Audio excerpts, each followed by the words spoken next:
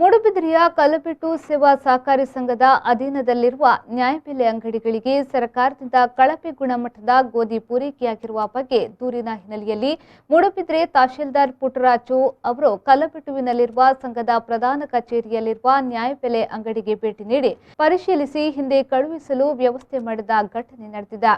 ಕಲ್ಲಬೆಟ್ಟು ಸಹಕಾರಿ ಸಂಘದ ವ್ಯಾಪ್ತಿಯಲ್ಲಿ ಕಲ್ಲಬೆಟ್ಟು, ಕರಿಂಜಿ, ಶಿರ್ತಾಡಿ, ಪಡುಕೋಣಾಚೆ, ಮೂಡುಕೋಣಾಚೆ ಗ್ರಾಮಗಳ 1700 ಗ್ರಾಹಕರಿದ್ದು ಈ ಬಾರಿ 2 ಕ್ವಿಂಟಲ್ನಷ್ಟು ಕಳಪೆ ಗೋಧಿ ಪೂರೈಕೆಯಾಗಿದೆ ಎಂದು ಸಹಕಾರಿ ಉಪಾಧ್ಯಕ್ಷ ಅಲ್ವಿನ್ ಮೆನೇಜಸ್ ತಹಶೀಲ್ದಾರ್ ಗಮನಕ್ಕೆ ತಂದರು.